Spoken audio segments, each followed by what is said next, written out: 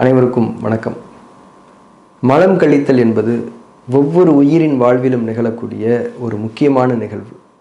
ஒருவரின் உடலின் மற்றும் மனதின் ஆரோக்கியத்தை தீர்மானிப்பதில் அவரின் மலம் கழிக்கும் தன்மையில் உள்ள ஒழுங்குமுறை என்பது மிகவும் முக்கியமான பங்காற்றுகிறது. அதுவும் காலையில் எழுந்தவுடன் முழுமையான தன்மையில் மலம் வெளியேறி விடுவது என்பது இன்னுமே முக்கியமானது மற்றும் ஆரோக்கியமானது.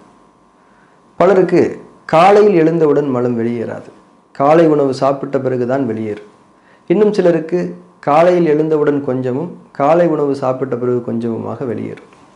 இது போன்ற பிரச்சனைகளை குணமாக்கிக் கொள்வதற்கும் இன்னும் மலம் கழித்தல் தொடர்பான சில முக்கியமான அக்குபங்க்சர் மருத்துவ புரிதல்களையும் இந்த பதிவிலே நாம் முழுமையாக விளங்கிக் கொள்வோம்.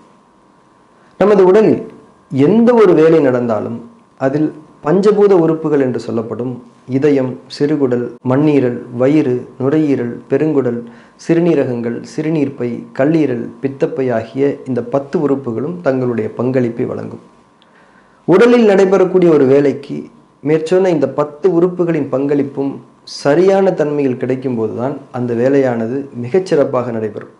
அது ஜீரணமாக இருந்தாலும் சரி, தூக்கமாக இருந்தாலும் சரி, உடல் உழைப்பாக இருந்தாலும் சரி, ஏதேனும் ஒன்றை சிந்தனை செய்வதாக இருந்தாலும் சரி, மலம் கழிப்பதாக இருந்தாலும் சரி.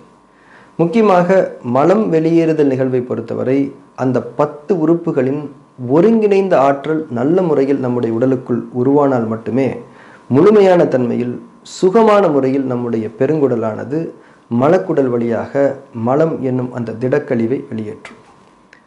இன்னும் இதனை விளக்கமாக சொல்ல வேண்டுமெனில், நுரையீரல், கல்லீரல், பெருங்குடல் உள்ளிட்ட அந்த 10 பஞ்சபூத உறுப்புகளுக்கும் இடையேயான சக்தி தொடர்பும் சக்தி பரிமாற்றமும் தடைகளின்றி நடைபெறும் போதுதான் பெருங்குடலுக்குள் உயிர் சக்தி ஊடுருவி பரவி தனக்குள் நிறைந்திருக்கும் மலம் எனும் அந்த திடக்கழிவை வெளித்தள்ள அது செயல்பட துவங்கும். அப்போதுதான் நமக்கு மலம் கழிக்க வேண்டும் என்ற உணர்வு உருவாகும். உணர்வு என்பது உயிரோட்டத்தின் வெளிப்பாடு. முற்றிலும் இயல்பான தன்மையில் நம்முடைய உள்நிலையில் உருவாகக்கூடிய ஒன்றைத்தான் நாம் உணர்வு என்று சொல்ல முடியும். வெளியிலிருந்து ஒன்றை கொடுத்து நமக்குள்ளே உணர்வை வரவழைக்கவே முடியாது. அப்படி நடந்தால் அது உணர்ச்சியாகிவிடும். உணர்வுக்கும் உணர்ச்சிக்குமான வித்தியாசத்தை நாம் புரிந்து கொள்ள வேண்டும். நமது உடலுக்கு உணவு தேவையாக இருக்கின்றது. அப்போது நமக்கு பசி உணர்வு ஏற்படுகிறது. நம்மால் நன்கு சாப்பிட முடிகிறது. மாறாக ஒரு சுவைமிக்க உணவை பார்த்தவுடன் சாப்பிட வேண்டும் என்ற ஆசை வருவது பசி உணர்வு அல்ல, பசி உணர்ச்சி. அப்போதும் நம்மால் நன்கு சாப்பிட முடியும். ஆனால் பசி உணர்வின் அடிப்படையில் உண்ணும் உணவு ஜீரணமாகி அதிலிருந்து ஊட்டச்சத்துக்கள் பிரித்தெடுக்கப்படுவதற்கும், பசி உணர்ச்சியின் அடிப்படையில் உண்ணும் உணவினுடைய ஊட்டச்சத்துக்கள் உடலுக்கு கிடைப்பதிலும் நிறையவே வித்தியாசங்கள் இருக்கும். இதை நம்மால் தெளிவாக உணர்ந்து கொள்ள முடியும். உணர்வின் அடிப்படையில் செய்யப்படக்கூடிய செயல்களே ஒரு மனிதனுக்கு நன்மையாக அமையும். மலம் கழித்தல் விஷயத்திலும் அதேதான். காலையில் மலம் வர வேண்டும் என்பதற்காக சில பானங்களையோ மூலிகை மற்றும் ரசாயன மருந்துகளையோ சாப்பிடக்கூடிய பழக்கம் மலம் கழிக்கும் உணர்ச்சியைத்தான் ஏற்படுத்துமே தவிர உணர்வை ஒருபோதும் ஏற்படுத்தாது. மலம் கழிக்கும் உணர்ச்சியை உருவாக்கும் போது மலம் வெளியேறும். ஆனால் அந்த திடக்கழிவினுடைய சாரம் உள்ளேயே தான் இருக்கும். மலம் கழிக்கும் உணர்வுக்கு மட்டுமே தான் அந்த கழிவினுடைய மறைவான சாரத்தையும் சேர்த்து வெளியேற்றக்கூடிய ஆற்றல் உண்டு. உணர்வின் அடிப்படையில் இயல்பாகவே மலம் கழிக்கும் உணர்வு வந்து அதனை கழித்த பிறகு ஏற்படக்கூடிய சுகமான உணர்வே அதற்கு ஒரு சாட்சியாக இருக்கும். எனவே ஒவ்வொரு நாளும் மலம் கழிக்கும் உணர்வை அடைந்து கொள்ளவே நாம் விருப்பம் கொள்ள வேண்டும். அந்த விருப்பமே அதற்குரிய வழிமுறைகளை நமக்கு அறிவித்துவிடும்.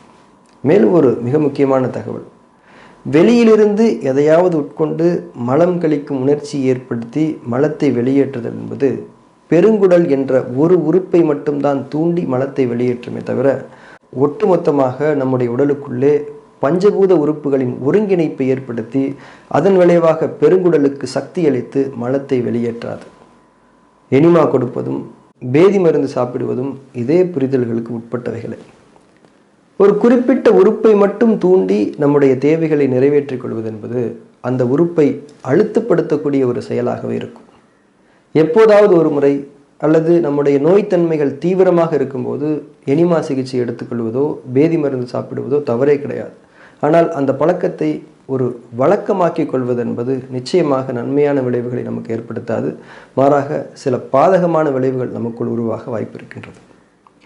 நமது உடலின் அந்த பஞ்சபூத சக்தி உறுப்புகளுக்கிடையே சக்தி ஒருங்கிணைப்பை ஏற்படுத்துவதன் மூலமே மலம் கழிக்கும் உணர்வை நாம் நமக்குள் ஏற்படுத்தி கொள்ள முடியும். இதனை நாம் ஒவ்வொருவருமே மிக தெளிவாக உணர்ந்து கொள்ள வேண்டும். முக்கியமாக மலச்சிக்கல் இருப்பவர்கள் இதனை புரிந்து கொள்ள வேண்டும்.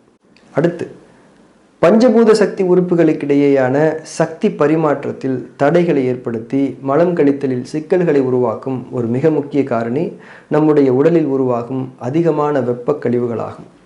போதுமான தண்ணீர் குடிக்காமல் இருப்பது, தலைக்கு குளிக்காமல் இருக்கக்கூடிய பழக்கம், சுத்தமாக பழங்களே சாப்பிடாமல் இருக்கக்கூடிய பழக்கம், அதிக கார சுவை மற்றும் புளிப்பு சுவை கொண்ட உணவுகளை அடிக்கடி உண்பது, இரவு தாமதமாக உறங்கச் செல்வது, இரவு வேளைகளில் அதிகமாக மொபைல் மற்றும் டிவி பார்ப்பதில் நேரம் செலவிடுவது போன்ற தவறான உணவு மற்றும் வாழ்க்கை முறைகளை நாம் திருத்திக் கொள்ள வேண்டும். இதன் மூலமே நாம் நம்முடைய உடலில் வெப்ப சமநிலையை ஏற்படுத்தி மலச்சிக்கல் தொடர்பான அத்தனை பிரச்சனைகளுக்கும் தீர்வு காண முடியும். அடுத்து, மிக முக்கியமாக காலையில் மலம் கழிப்பதை பொறுத்தவரை முதலில் காலையில் நாம் சீக்கிரம் எழுந்து கொள்ள வேண்டும். இரவு சீக்கிரம் தூங்கினால்தான் இது சாத்தியமாகும். காலை 5 மணி முதல் 7 மணி வரை என்பது மலம் வெளியேறுவதற்கு உகந்த உள் சூழல்கள் நிலவக்கூடிய பெருங்குடலின் பிரத்யேக நேரம். காலையில் இயல்பாகவே மலம் கழிக்கும் உணர்வு தோன்றாவிட்டாலும் கூட ஒரு 15-20 நிமிடங்கள் கழிவறைக்கு சென்று மலம் கழிக்கும் இருக்கை நிலையில் இயல்பாக அமருங்கள். இயல்பான சுவாசம் உங்களுக்குள் நிகழட்டும். மிக முக்கியமாக மலத்தை வெளித்தள்ள எந்த விதமான கீழ்நோக்கிய அழுத்தமும் கொடுக்க வேண்டாம். மலம் வெளியேற வேண்டும் என்ற விருப்பத்தோடு பொறுமையாக மட்டும் இருங்கள் போதும். நம்முடைய அந்த தளர்வான மனநிலையில் இயல்பான மற்றும் ஆழமான சுவாசத்தில் நம்முடைய நுரையீரல்கள் அதனுடைய பிராணசக்தியை கீழ் நோக்கி இறக்கி அதன் கீழே உள்ள உறுப்பான பெருங்குடலுக்குள் பரவச் செய்யும். அந்த பிராணசக்தி கீழ் இறங்குவதுதான் நமக்கு முக்கியமானது. அது நடக்க வேண்டும். பொறுமை உணர்வும் ஆழமான மற்றும் இயல்பான சுவாசமுமே அதனை நமக்காக நிகழ்த்தி தரும். மாறாக மலம் கழிக்க முக்குவதால் பிராணசக்தி கீழே இறங்காது, வெப்பம் மட்டுமே தான் உருவாகி கீழே இறங்கும். மேலும் இயல்பாக வர வேண்டிய மலமும் வெளிவராமல் போய்விடும். எனவே அழகான முறையில் பொறுமையை மேற்கொள்ளுங்கள். அதனை கழிவறையில் செய்யக்கூடிய ஒரு தியானம் என்று கூட நீங்கள் எடுத்துக்கொள்ளலாம். நாம் பொறுமையாக இருக்கும் அந்த 15-20 நிமிடங்களில் நமது உடலுக்குள் நான் முன்னர் சொன்ன பஞ்சபூத உறுப்புகளின் ஒருங்கிணைப்பு உருவாகி மெதுவாக மலம் கழிக்க வேண்டும் என்ற உணர்வு உருவாகும். தீவிரமாக மலச்சிக்கல் உள்ளவர்கள், காலையில் மலம் வெளியேறுவதில் சிரமம் உள்ளவர்கள் இதனை முயற்சி செய்து பாருங்கள். முதல் ஓரிரு வாரங்கள் இதில் தோல்விகள் கிடைக்கலாம். ஆனாலும் தொடர்ந்து விருப்பத்துடனும் பொறுமையுடனும் இருந்து வாருங்கள். பொறுமைக்கான கூலி நிச்சயமாக உண்டு.